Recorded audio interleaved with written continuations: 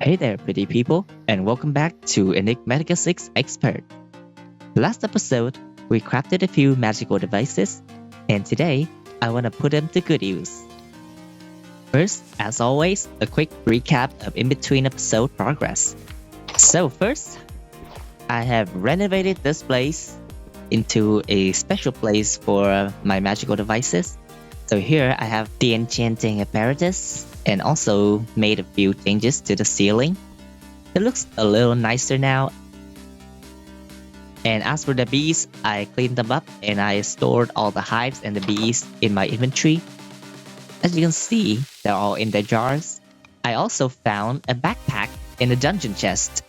Now this is fully craftable and I even have all the ingredients necessary, but since I found it, why not just use it? So for this, you can either right click to open it, or you can equip it on your back slots and you can use your hotkeys to open it, like this. So for me, I set my hotkeys to Alt+1. I also got a few more trinkets. So here are all the trinkets that I have. You can pause or slow down the video to read their description. As for now, these are the trees that I have equipped.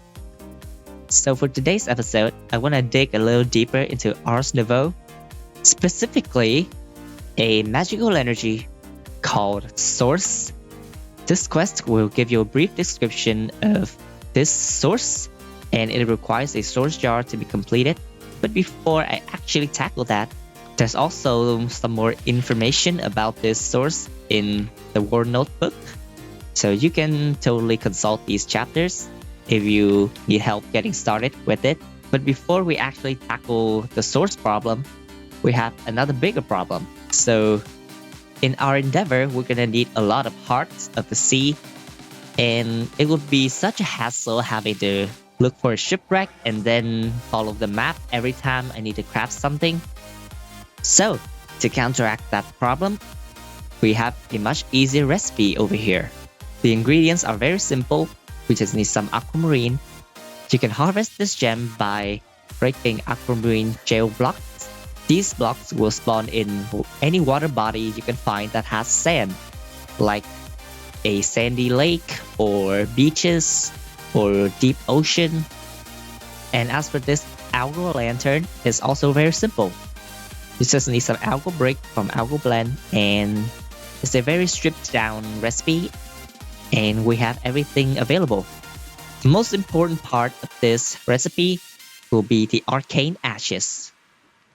This is how we're gonna perform the alchemical process that will turn these ingredients into our heart of the sea. Fortunately for us, the crafting recipe is rather forgiving. We just need a spirit fire and some magic clay to throw into the fire.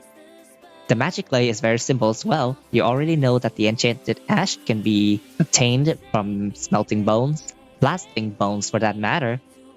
Okay, enough talking. Let's get to crafting. So first we're gonna need some magic clay.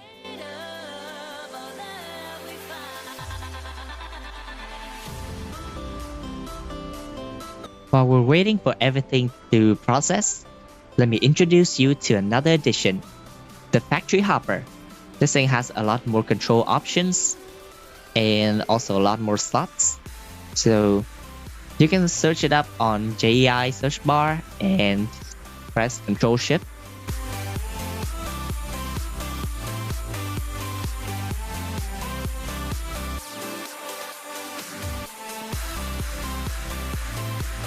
Now that we've got all the ingredients for the magic clay, all we gotta do is throw everything into one water block.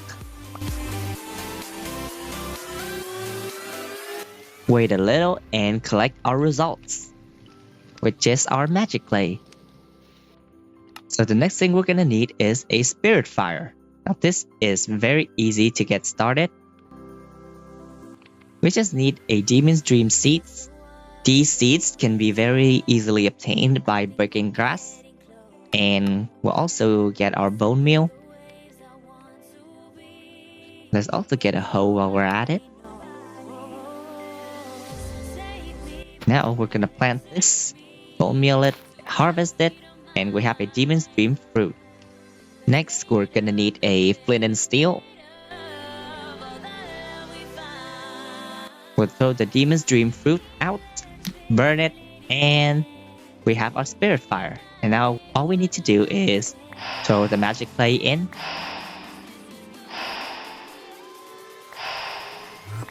And there we have our arcane ashes. I made 4 of these just in case, because I know we're gonna use a lot of hearts of the sea. So we're gonna need a lot of kelp. So here's me going to the ocean to get some more. Now let's get my flippers on and go swimming.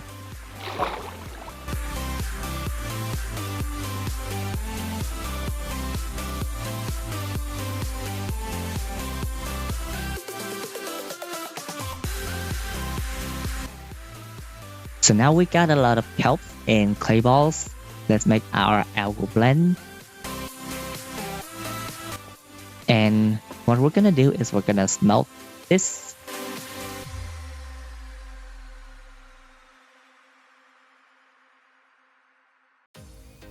And now we have our algal brick.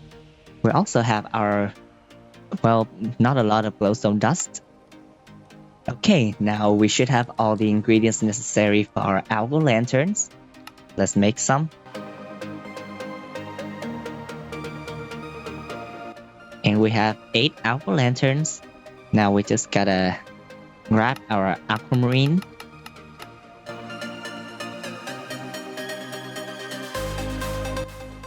So the way the whole alchemy array works is fairly simple. We have a base item and a catalyst item. So this is the base, this is the catalyst. We realistically just gotta right click any block with our arcane ashes, and that will use up 1 durability point. Now we're gonna add our base item. If the circle changes, then it means the item is correct. And now we just add our catalyst and let this thing spin for a while.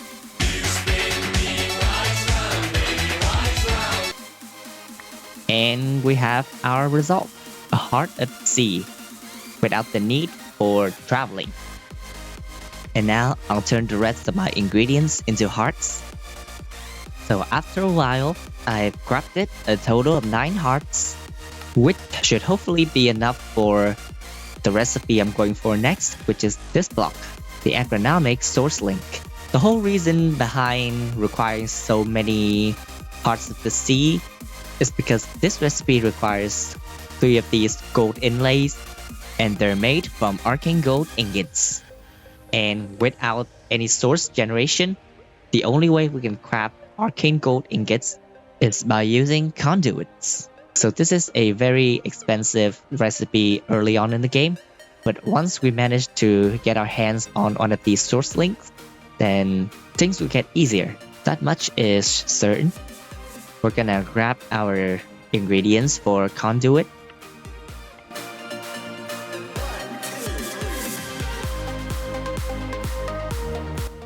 Now before crafting, we do have the problem of a shortage of nautilus shells, and that is not easy to come by given how the fishing barge doesn't yield us nearly enough shells. So one could either go mining for some more embedded ammonite. Maybe you can follow their advice and go look for some nautilus mobs. Or another alternative is breaking seashells. So these have the chance to drop a prismarine crystal, a prismarine shard, or a nautilus shell, with prismarine shards weighing the most. So you're more likely to get prismarine shards out of these seashells, but eventually one will get you a nautilus shell, because in between episodes I actually got 8 shells from breaking seashells. These seashells will spawn near or inside water bodies. As you can see, I just got 2 shells out of those 2 seashell batches. Guaranteed this will take some time, but I think this is better than going mining for more ammonite. And so I think I'll keep breaking seashells for some more time, and I'll get back to you once I have enough. So, after a while of breaking seashells, I now have enough shells for all these hearts of the seas, and also a lot of prismarine shards and surprisingly few prismarine crystals.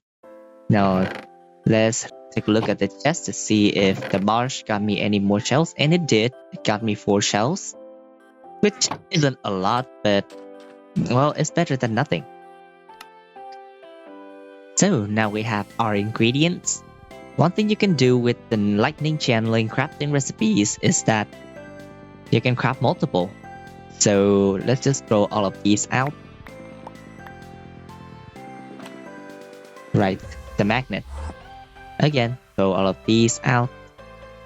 And blast it off.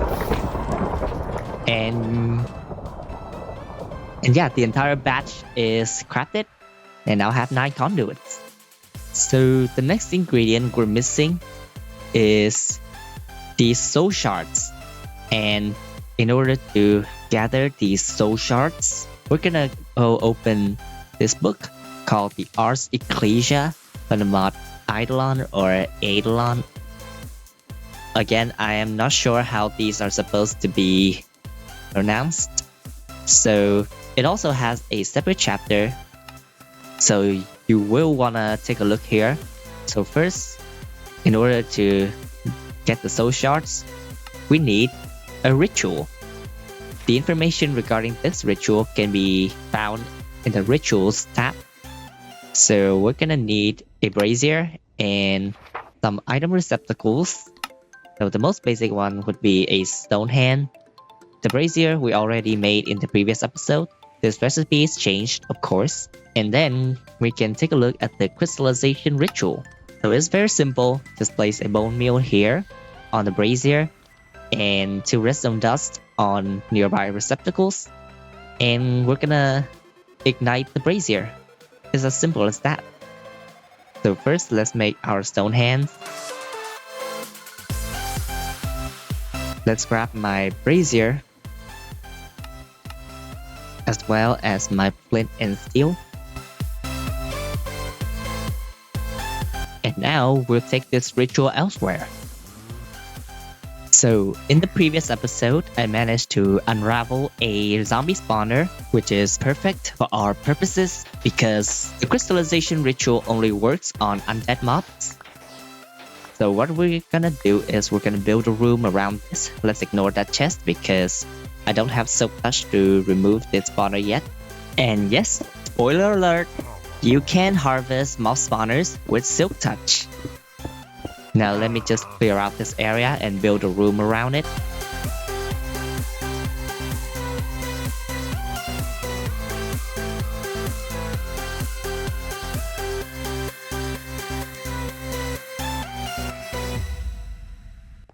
Okay, so I basically built a room underneath this.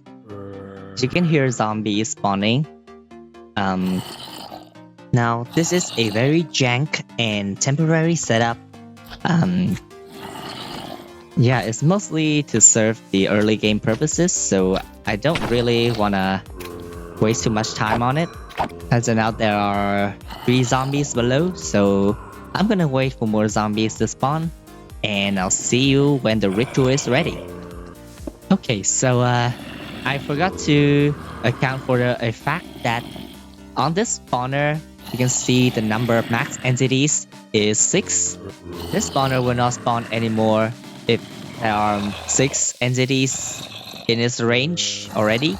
Right now, you can look on the map and see that there are 6 zombies.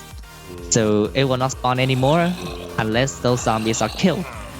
Now that we can safely assume that there are enough zombies, let's get the ritual started by placing a bone meal on the brazier and 2 redstones on the stone hands, and we're gonna light the brazier up.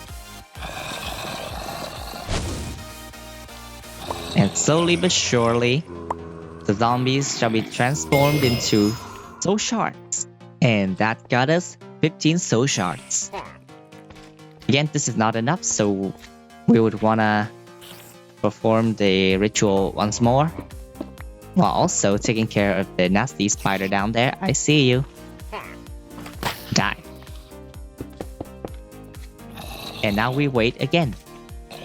And there are enough zombies. Let's perform the ritual once more.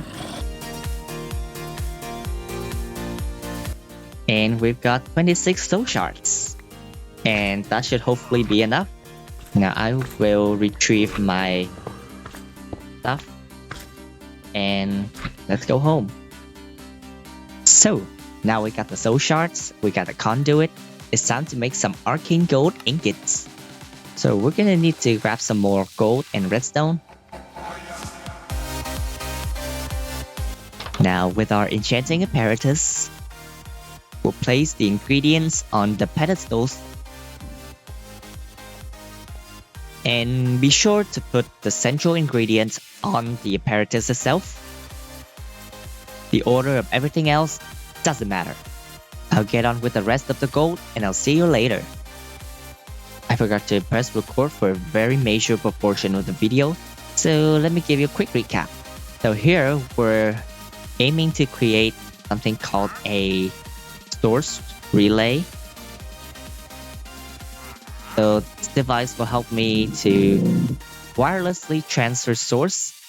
So why is there a need for that? Well, I can explain once I get over to the farm. So here we have an agronomic source link which collects source from growing crops or saplings. Keyword growing, so already mature plants will not contribute to source generation. So this source link collects source and then will drop it to the nearest source jar, which is this one. And the source relays will help me to transfer source from this jar all the way back to the chamber over there. So I don't have to pick up the source jar every time I need to craft something. So I will drop another source jar while I'm using this one.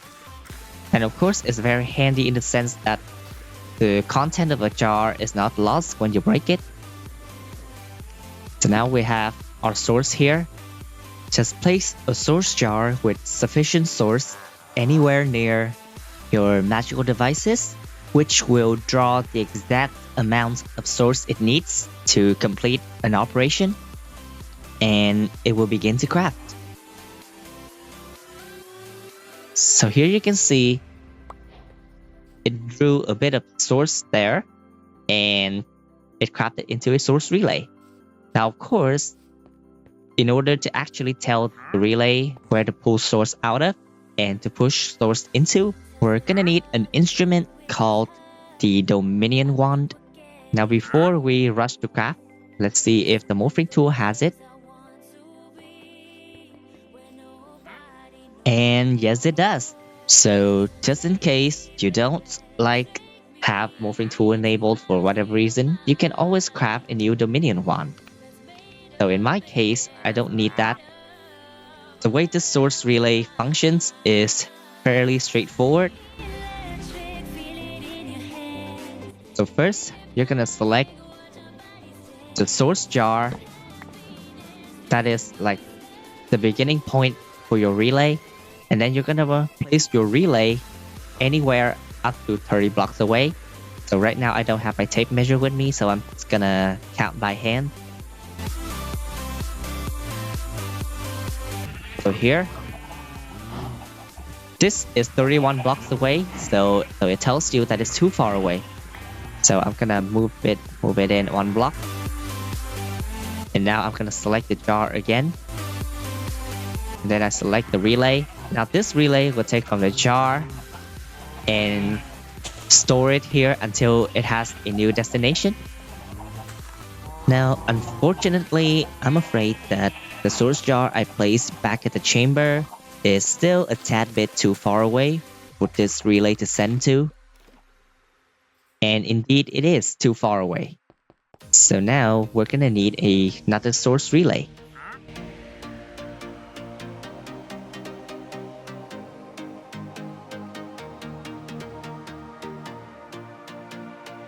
Okay, and we're back with another source relay. So let's connect this. We're gonna select the relay and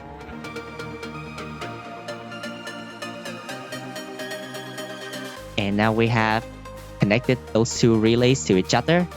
And one last thing to do would be to connect this relay to the source jar, which should hopefully not be too far away now. And the relay is set to this jar. So now you can see the jar already filled up and is full. It's visibly full.